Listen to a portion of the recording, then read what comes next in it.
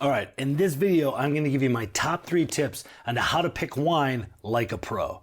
Okay, so if you're new to the channel, my name is Schmeik. I'm an American living here in Budapest. I own and operate a wine bar that I've had with my best friends for 4 years.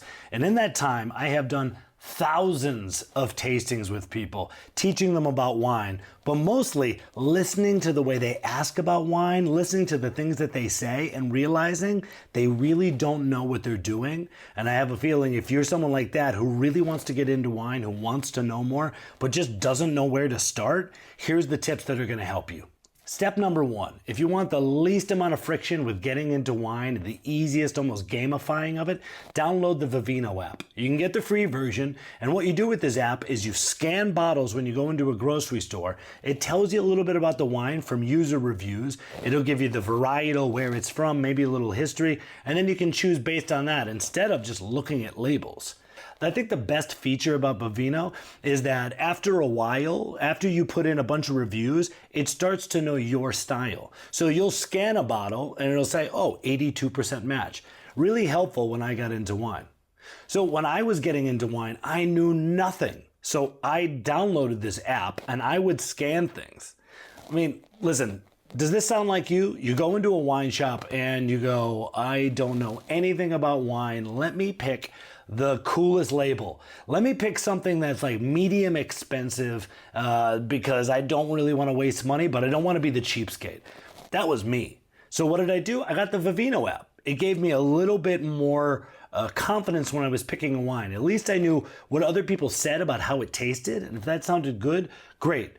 Now, what are the shortcomings of Vivino? Well, it's not necessarily rated by professionals, so you're going on other people's terminology and language. It doesn't necessarily mean they're speaking in the language of wine. You know, that's the real defining difference of my wine career is when I stopped saying, you know, ooh, this wine smells like my grandmother's closet, and I started saying, wow, there's a, you know, a little bit of jasmine here, or a little bit of honeysuckle, the things that actually reminded me of my grandmother because of the perfume that she wore. So, you know, they don't always use your language. Someone's blackberry might be a blueberry to you, or even a raspberry. It's funny how different people are from smell to smell. Even though you've been tasting and smelling things your whole life, how many times have you gone to like a farmer's market and just rustled up some blueberries in your nose and categorized that smell in your head? Option number 2. This one's kind of expensive, but I hate to say it, sometimes you just need to go to wine school. Now, don't get too crazy. Oh, I don't have the money, I don't have the time. Listen, you can do some online courses. There's a bunch of free courses online that teach you how to taste. In fact, I have other videos if you go through my library that help you go systematically through how to taste different wines. I personally have done the WSET. I've gone through and taken my WSET 3 course. So at this point, when I'm looking at a wine, I'm not only tasting it, but I'm trying to figure out what the winemaker did to make that wine like that in the glass. Now, if you don't want to go that far, that's fine. WSET 1's a nice little introduction to wine, how to taste, how to do some food pairing, what the parts of the grape are. You know, most people never even get that far, but I promise if you break down what goes into winemaking, where the grapes are from, climate, and kind of techniques, you really know more than almost everybody on planet Earth because nobody really does that little extra to learn. So, option 2, listen, WSET can be expensive if you want to go up to level 3 or diploma. We're talking about a few $100s to a few $1,000s, including all the tastings.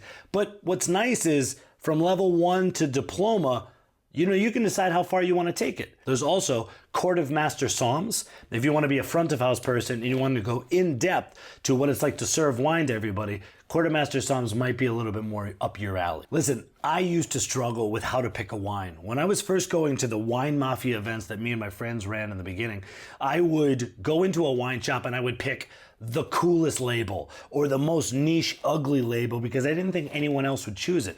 I mean, I didn't even know what was in the bottle. So what did it matter trying to look up the alcohol, the region, read the funny name in Hungarian on the front, you know? So what did I know? Well, from going from nothing to having my level 3 WSET, here's what I would do again if I could go back.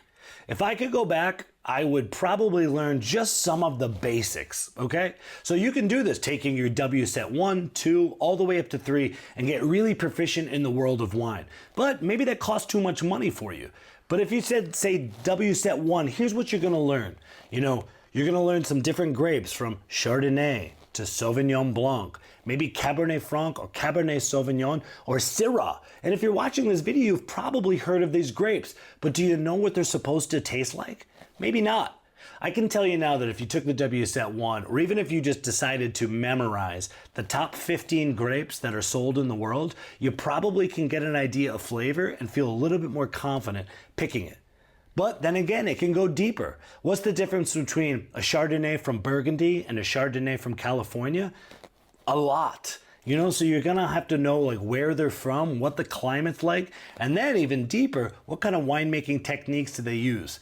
And the only thing you can do to get that is maybe take your WSET all the way up to level 3, or some of the other tips, which is to do your own homework, to taste and taste and taste. If you wanna learn wine, maybe not like a pro, but on the smallest budget, get the Vivino app. You can taste and taste and taste wines, rate them for free, and then go back and study what you liked and what you didn't. Each time you scan a bottle, it's going to tell you the grape, you know, where it's from, maybe the technique, and it's going to give you other user reviews. You can do this time after time. You can log thousands of wines and get better. I did this. This is how I got into wine.